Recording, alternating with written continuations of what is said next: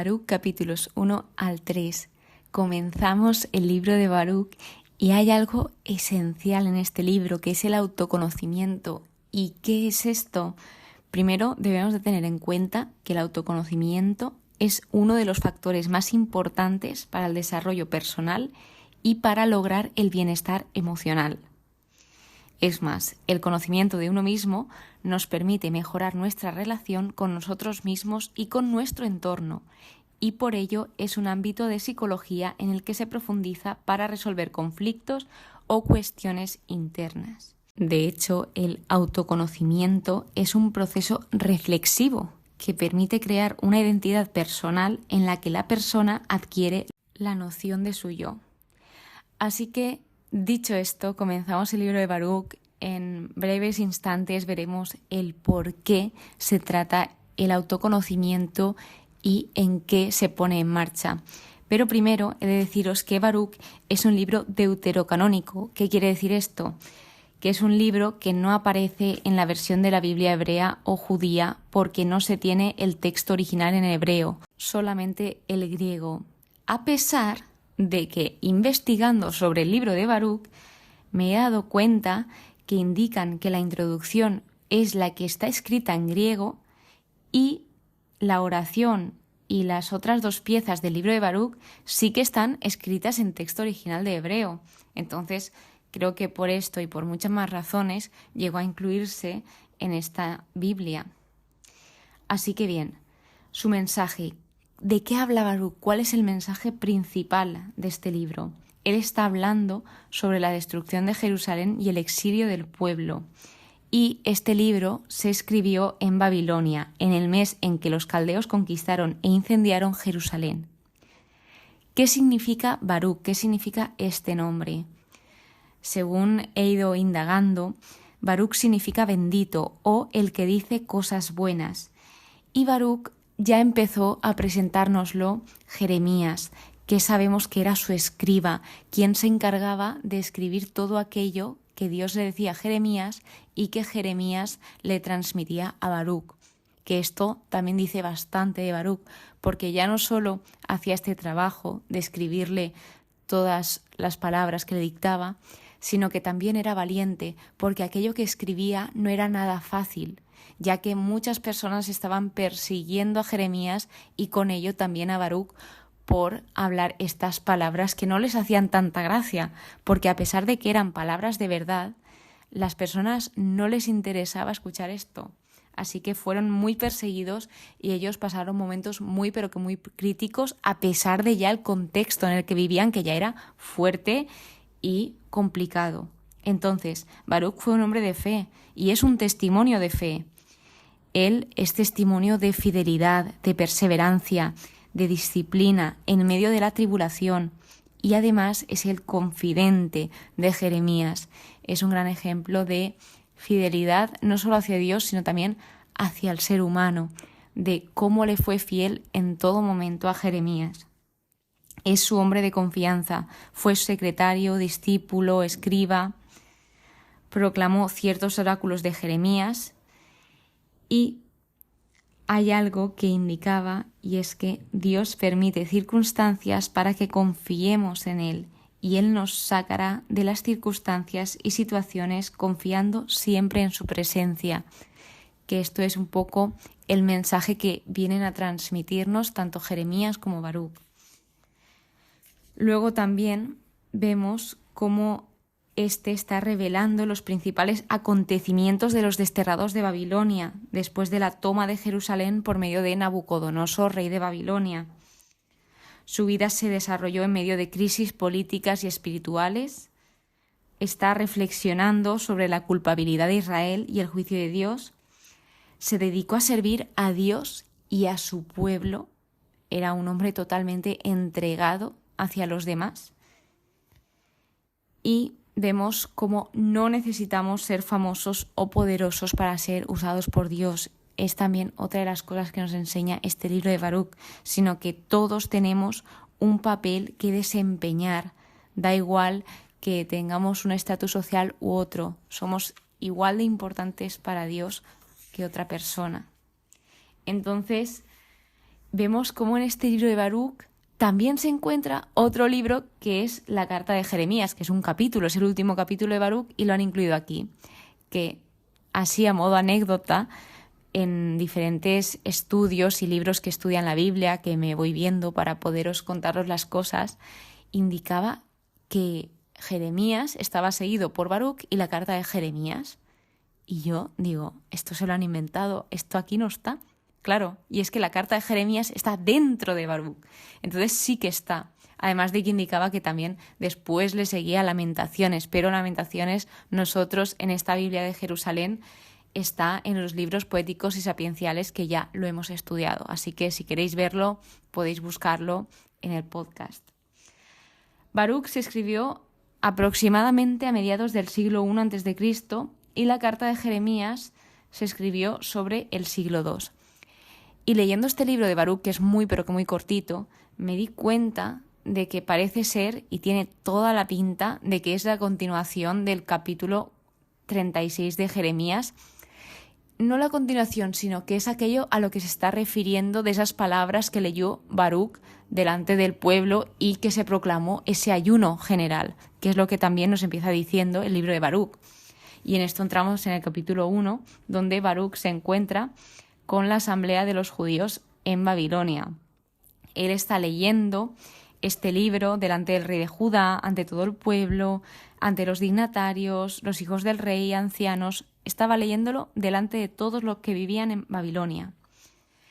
En cuanto escucharon estas palabras, todos lloraron, ayunaron y suplicaron al Señor. Y después de esto hicieron una colecta para enviarlo a Jerusalén, al sacerdote Joaquín, una colecta en la medida de sus posibilidades de cada uno.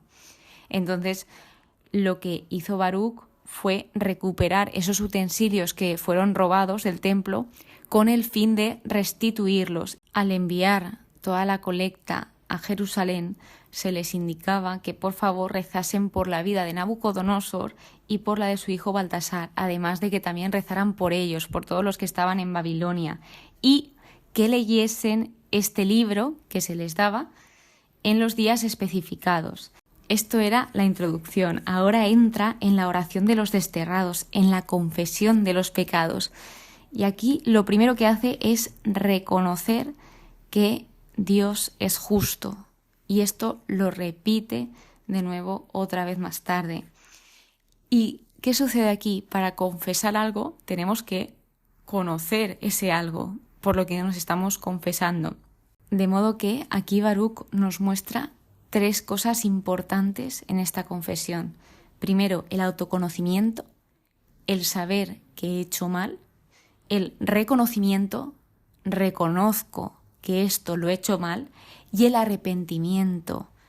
Me arrepiento de haber hecho esto así de mal. ¿Por qué es importante el autoconocimiento, que es el primer paso? Porque si no sabemos qué es lo que hacemos mal y también lo que hacemos bien, no podemos mejorar, no podemos ver ese fallo para pulir o esta cosa que tal vez pudiese hacer mejor. Es importante tener ese conocimiento de nosotros mismos para así también conocernos mejor. Y una de las mejores cosas o que más me ayudan a este autoconocimiento son los exámenes de conciencia. Al final del día pensar qué es lo que he hecho, qué es aquello en lo que me he equivocado, qué es aquello en lo que podría mejorar, qué es aquello que sí que he hecho bien.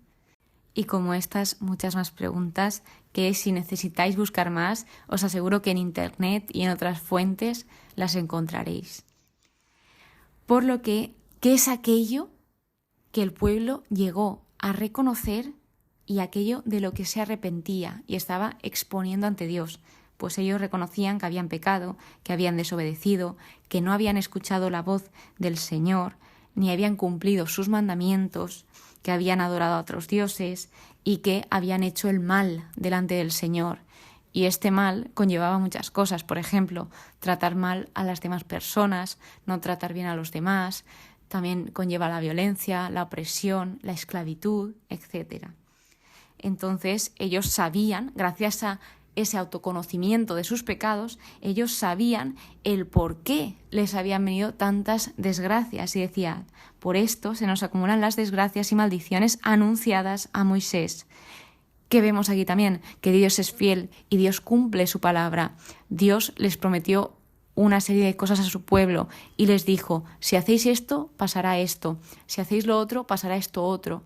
Entonces Dios en todo momento fue fiel a su palabra y fue justo, porque Dios lo que pone por delante de todo es esa justicia, el que se realice la justicia tarde o temprano, pero se realiza. Y ellos admiten que el Señor tenía razón en todo lo que les ordenó, pero ellos no habían escuchado, se repiten ahí, ni habían cumplido esos mandamientos que Él les dio. Por lo que luego viene una súplica donde reconocen la grandeza y las obras que ha hecho Dios con su pueblo. Están reconociendo sus fallos también después de reconocer esa grandeza.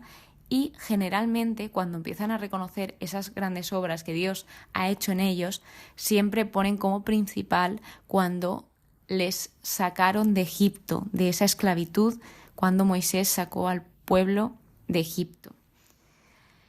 Luego le suplican, entran en oración y le piden que escuche, que lo que ellos quieren es que todo el mundo conozca que tú eres el Señor, nuestro Dios, entre otras cosas, pero tenían ese propósito, ese para qué.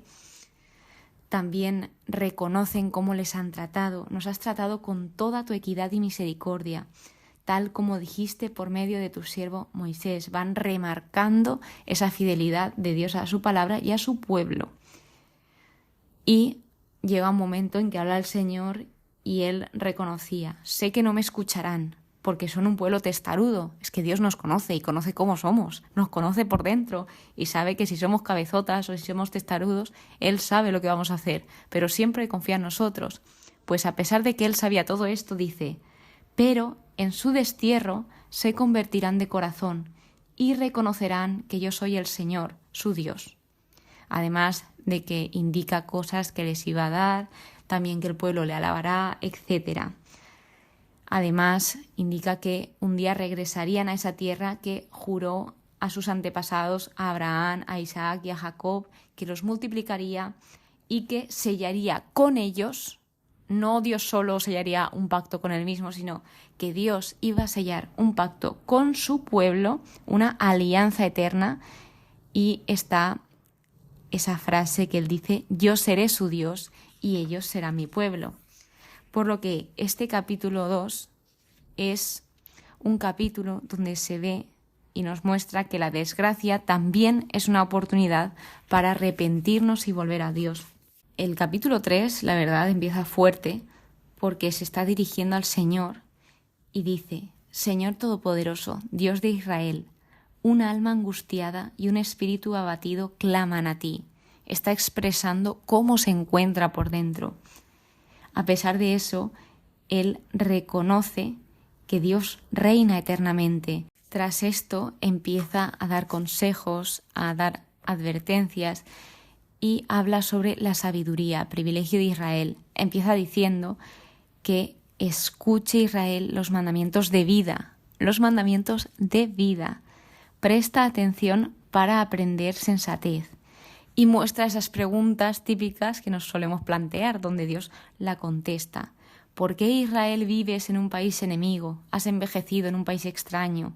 ¿Te has contaminado con los muertos y te cuentan entre los habitantes del abismo? Porque abandonaste la fuente de la sabiduría. Si hubieras seguido por el camino de Dios, vivirías en paz para siempre. Y aquí se les empieza a mostrar, por ejemplo, aprende dónde está la sensatez, la fuerza, la inteligencia, la larga vida, la luz y la paz. También habla sobre personas que vivieron en la tierra, pero no conocieron el camino del conocimiento. Nos habla de 3 caminos que son paralelos o muy similares, que son el camino del conocimiento, de la sabiduría y de la ciencia. Dice, Dios lo descubrió y lo enseñó, este camino del conocimiento. Entonces cada uno eligió ir por qué camino. Tuvo esa libertad de escoger camino. Habla de la morada de Dios, remarca que es grande, habla de sus vastos dominios, que es ilimitada, sublime, inmensa. Y de nuevo esas razones por las que perecieron por no tener prudencia, por su locura perecieron. Seguidamente describe las acciones de Dios y habla de esa obediencia de los astros, de la luz, y que ellos enseguida cuando Dios les dice algo, dicen ellos, aquí estamos, y brillan alegres para su Creador. Es más, también lo que nos dice aquí es que Dios es único, que no es comparable. Y por último, este capítulo concluye con un versículo que depende de quién, pero los padres de la Iglesia se complacen en leer este texto dentro de la perspectiva de la Encarnación. El versículo es el siguiente: después apareció en la tierra y convivió entre los hombres, que esto podemos pensar que es cuando Dios se hace carne en Jesús y nombran este versículo como esa perspectiva de la encarnación. Aquí concluye este capítulo y con ello estos 3 primeros capítulos del libro de Baruch. En el siguiente episodio ya acabamos el libro y sobre todo lo más importante, espero que hayáis aprendido sobre el autoconocimiento y cuán importante es y qué provechoso para nosotros. Muchísimas gracias por estar aquí, muchísimas gracias por escucharme, espero que pases muy buen día y que Dios te bendiga.